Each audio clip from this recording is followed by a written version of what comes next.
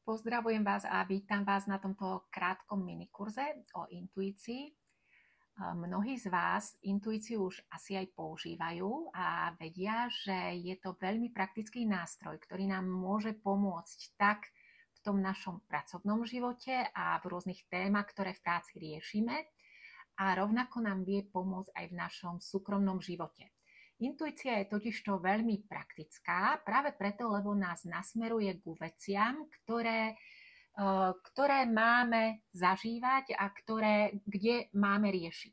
Ak napríklad v práci máme nejakú tému, ktorú by sme potrebovali spracovávať, tak keby sme na to išli logicky, krok za krokom, tak nám to môže trvať niekoľko dní, kedy povedzme odhalíme nejakú chybu, kde sa dejú problémy a následne to opravíme.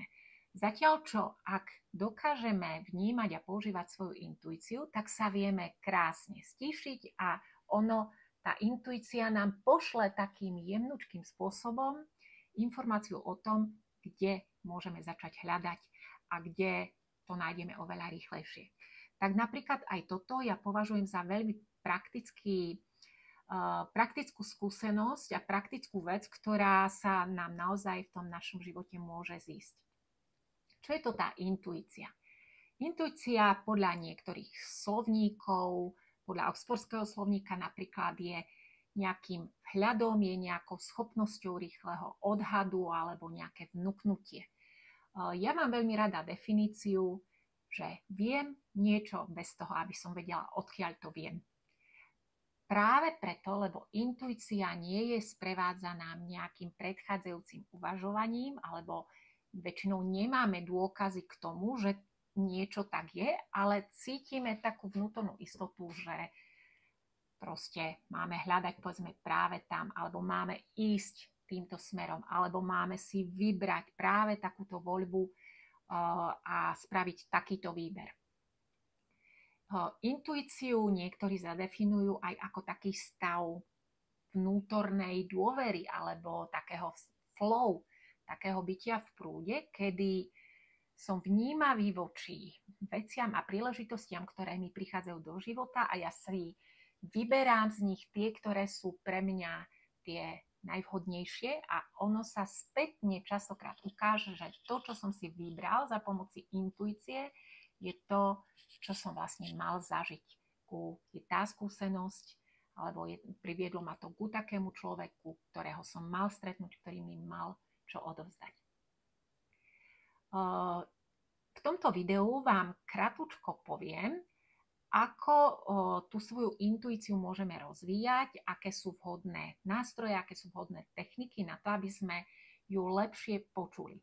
Lebo čo je problémom súčasnej doby, je, že mnoho ľudí si ju poprvé nevie všimnúť tie signály, ktoré prichádzajú z našej intuície, také tie mimozmyslové signály.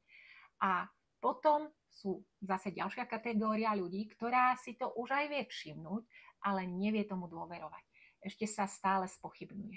Je to preto, lebo my sme sa naučili v našom živote vnímať a dôverovať len tomu, čo prichádza cez našich 5 hmotných zmyslov a čo si vieme spracovať v našej mysli a čo si pamätáme alebo čo si vieme niekde prečítať, niečo, čo vieme nájsť na Google, tomu dôverujeme, ale takým tým jemnučkým signálom z mimozmyslového vnímania, z tej našej intuície, tej častokrát nedôverujeme. Alebo nevieme tie signály akoby rozuzliť, dekódovať, interpretovať. Mnohí ľudia, a keď by som sa opýtala vás, akým spôsobom by ste zadefinovali intuíciu, tak mnohí by ste povedali napríklad, že je to taká tá myšlienka z prvej, taký ten prvý impuls. Niektorí by zase povedali, že to je nejaký pocit na tele, povedzme zimomriavky, alebo nejaké motýliky v bruchu. Niektorí by zase povedali, že je to nejaký dojem. Dojem z niečoho. Pre iných je to zase sen, pre iných to bude synchronicita. Toto všetko sú signály intuície.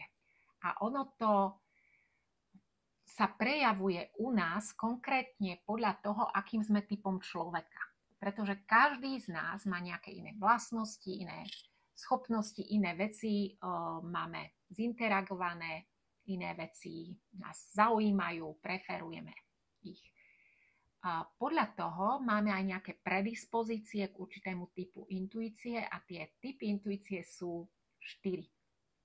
Je to fyzický, emocionálny, mentálny a duchovný typ intuície. Podľa toho, aký sme my človek, tak budeme prioritne získavať signály práve cez tento konkrétny typ intuície. Ja keby som sa vás pýtala, že čo sú zmysly pre tú našu intuíciu, tak neviem, či by ste mi vedeli povedať, ale určite by sme si na betón tu vedeli povedať, čo sú zmysly pre tento hmotný svet.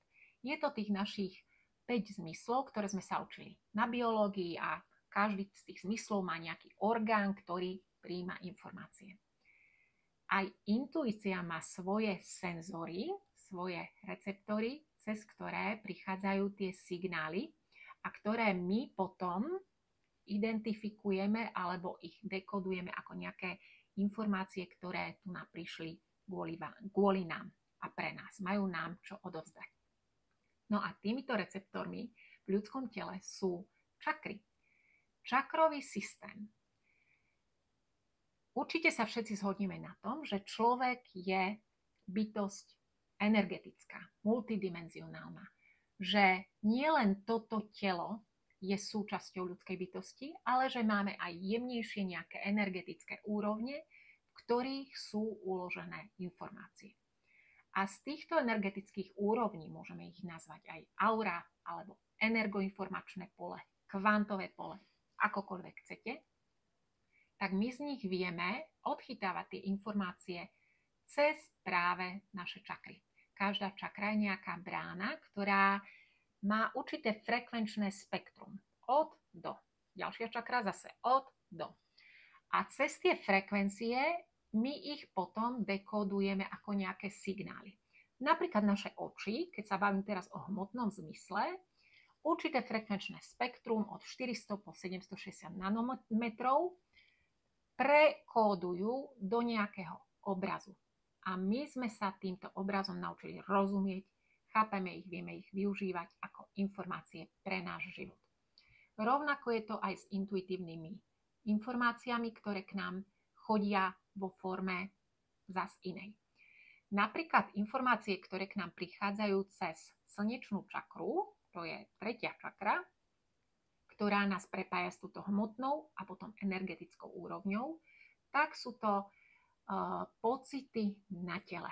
To naše telo s nami krásnym spôsobom intuitívne prehovára a prejavujú sa tie signály napríklad tými zimomriavkami, také tie príjemné, môžeme ich nazvať aj hrejomriavky, alebo potom takéto ustrnutie, hej, ako keby taká strnulosť, že ma niečo nepúšťa.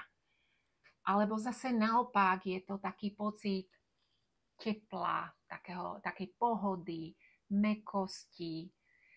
Toto sú krásne signály, ktoré nám vedia niečo povedať a na základe čoho sa môžeme my zariadiť, len sa potrebujeme naučiť týmto signálom rozumieť. Práve v týchto kurzoch my môžeme zažívať, akým spôsobom sa tá intuícia prejavuje práve nám. Môžeme si to vlastne odchytiť, naučiť sa to u seba zadefinovať, všímať si a naučiť sa rozvíjať to. Existuje na to množstvo rôznych zaujímavých techník, cvičení, ktoré nám umožňujú byť viac prepojení s tými všetkými informáciami, ktoré tu sú. Keď by som povedala, len možno je to taký smutný fakt, že na základe čoho sa my ako človek rozhodujeme. Je to na základe tých informácií, ktoré k nám prídu z 5 zmyslov. Najviac informácií k nám chodí cez zrak, je to až 94% informácií, ktoré sme dostali, tak tieto prijímame cez náš zrak. A pritom o tom zraku vieme, že tiež nás vie niekedy akoby oklamať, hej? Pretože ja keď sa pozriem tamto do diaľky na hory, tak vidím, že sú modré. Ale v skutočnosti tie hory nie sú modré, ale sú zelené, hnedé. A tie oči moje mi povedali, že sú modré. A človek, ktorý je naučený mať dôkaz len v tých očiach, v tých svojich hmotných zmysloch, on vie, že tie hory nie sú modré, ale napriek tomu dôveruje a verí len tomu, čo mu príde z tých hmotných zmyslov a intuíciu považuje za veľmi vágnu, nejasnú, pretože mu nedáva isté informácie.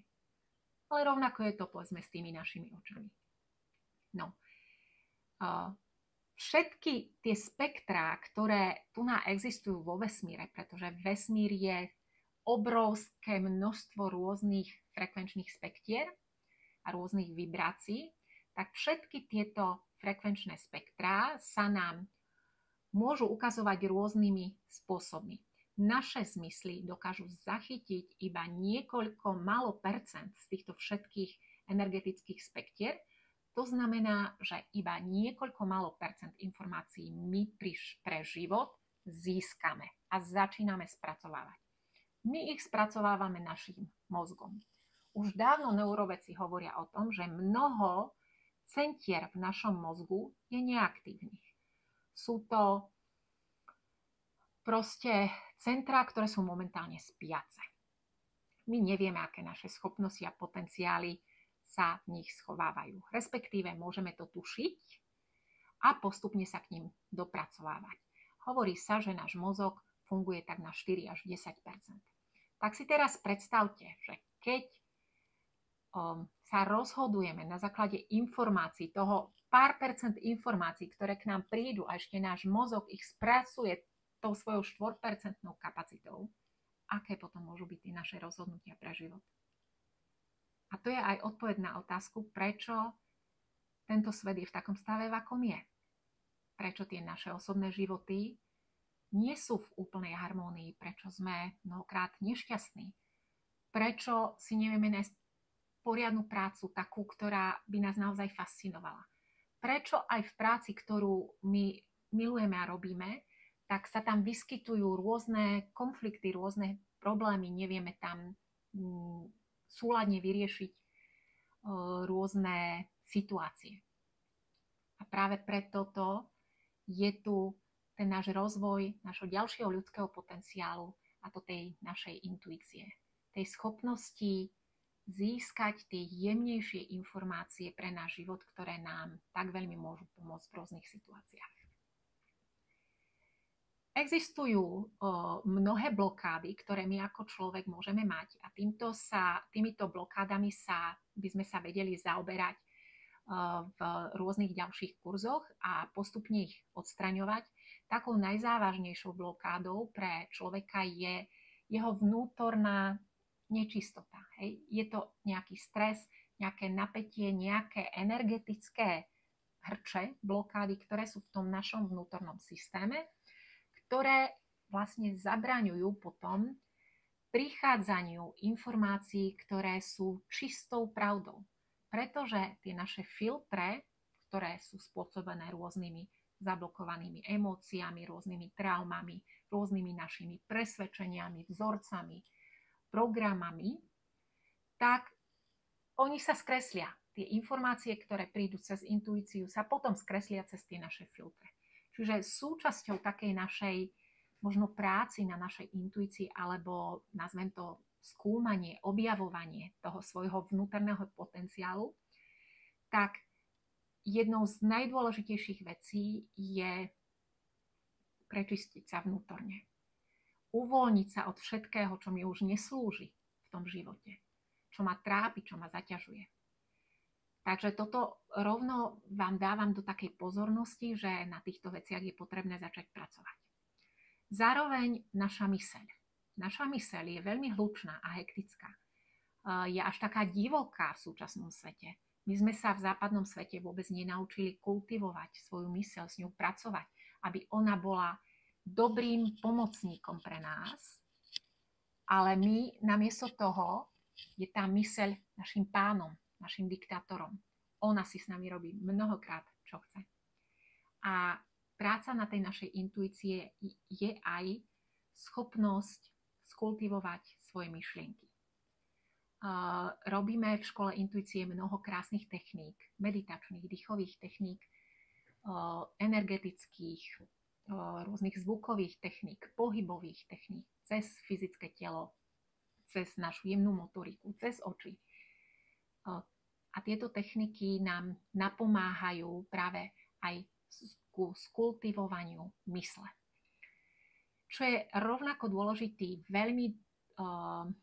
veľmi dôležitý bod pri rozvoji intuície je harmonizácia našej ľavej hemisféry s pravou hemisférou.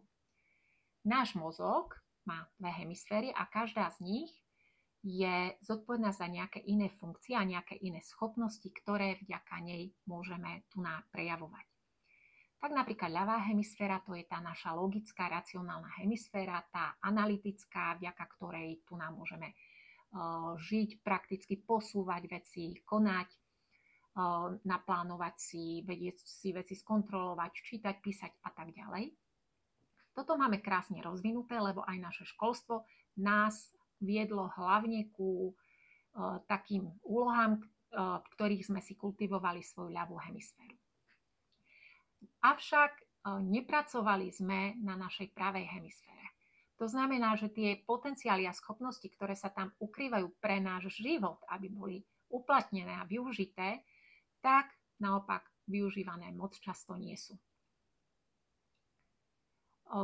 Napríklad sú to práve tá naša intuícia alebo schopnosť taká obrazová vnímania, čítania z tých energetických polí, alebo schopnosť umenia, vnímania hudby, tvorenia hudby, spievania, tvorenia rôznych obrazov.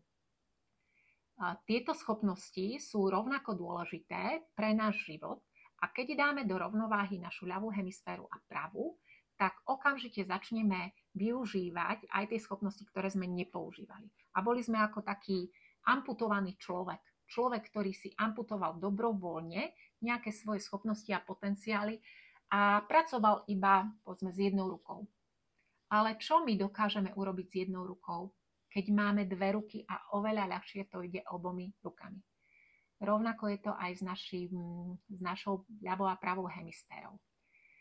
Ja vás dneska v rámci tohto mini kurzu naučím nejaké také jemnomotorické cvičenia na to, aby sa vyvážila naša ľavá a pravá mozgová hemisféra. Tieto cvičenia sú také milé, ľahké, hravé a zároveň napomáhajú tomu nášmu vnútornému nastaveniu, ktoré je veľmi dôležité práve pre intuíciu. Je to taký hravý stav, taký stav v ľahkosti, v prúde radosti. Takto by sme mali prežiť celý deň. Takto by sme mali byť nastavení v našej práci. Ako náhle si všimneme, že niečo berieme už príliš vážne, tak vtedy by to už pre nás mal byť taký impuls, hop, nie je to všetko OK. Neprišiel som sem na to, aby som sa trápil, ale práve naopak, aby som žil v ľahkosti, aby som tvoril, aby cezo mňa bolo tvorené to, čo som si sem doniesol ako moje skryté schopnosti alebo ako svoje silné stránky do tohto života. No a práve toto cvičenie jemnomotorické vám pomôže dostať sa do takej hravosti a ľahkosti. Robí sa, samozrejme, keďže je jemnomotorické, bude sa robiť s prstami. Vy si môžete teraz takto prepliesť prsty a začneme jednoducho dvíhať prsty od palca až k malíčku, rad za radom, s tým, že budeme striedať ľavú, pravú ruku. Najskôr môžete ísť pomalšie, verím, že ma vidno. A potom môžete zrýchliť ten pohyb prstov. Možno to najskôr pôjde náročnejšie, ale my tým, keď nám niečo ide náročnejšie a sťažka, tak my vytvárame v našom mozgu neurónové dráhy a prepojenia medzi ľavou a pravou hemisférou, pretože Ľavá ruka je riadená pravou hemisférou, pravá ruka je riadená ľavou hemisférou. A to znamená, že keď robíme takéto jednoduché jemnomotorické cvičenie, tak sa tam vytvárajú nové neurónové dráhy, aby sa tie hemisféry zrovnovážnili a zosynchronizovali. Toto bol len začiatok, toto bolo len začiatočné prvé cvičenie a toto, keď vám pôjde, tak si potom vyskúšajte taký spôsob, že si ruky takto ako keby prekrížite, vytočíte dlaňami k sebe, prekrížime prsty a vytočíme k sebe. Teraz máme prekrížené aj ruky, aj prsty a opäť našou úlohou bude od palca dvíhať tie prsty jeden za druhým až po malíček a potom sa vrátime k palcu. Všimnite si, že toto je už o čosi náročnejšie pre ten náš mozog, pre tie naše hemisféry, ale práve vždy, keď narazíme na úlohu, ktorú ten náš mozog nevie sprocesovať, tak práve vtedy sa vytvárajú nové dráhy. Genialita nášho mozgu netkvie v tom, či ten náš mozog je obrovský, alebo či je veľmi ťažký, ale v tom, či je hustý. Hustý od neurónových prepojení a neurónových dráh. Čím hustejšiu neurálnu štruktúru si vybudujeme, tým ľahšie budeme procesovať akékoľvek veci v živote a budeme využívať všetky svoje schopnosti, tak logiku, analytiku, ako aj syntézu, intuíciu, vedieť si navnímať ľudí, vedieť odhadnúť situácie. Tak, toto je taká mikroukážka toho, čo my môžeme na tých našich ďalších kurzoch zažívať. Pokiaľ je to pre vás zaujímavé, budem samozrejme rada, ak sa budeme stretávať ďalej a verím, že vám tá intuícia vstúpi do života ako taký smerodatný poradca, ako taký sprievodca, ktorého budete vedieť si vypočuť a zvážiť to, čo vám hovorí, pozvažovať si všetko ostatné informácie, ktoré vám zase ponúkne vaša myseľ, vaša logika, ale máme všetky informácie na naše správne rozhodovanie. Tak ma veľmi tešilo. Ja sa volám Ľubka Madudová, som zakladateľkou školy intuície, ktorá sa už 13 rokov na Slovensku a 3 roky v Čechách venuje rozvoju intuície a zvyšovania toho nášho povedomia o našich ľudských možnostiach. Tak vám veľmi pekne ďakujem.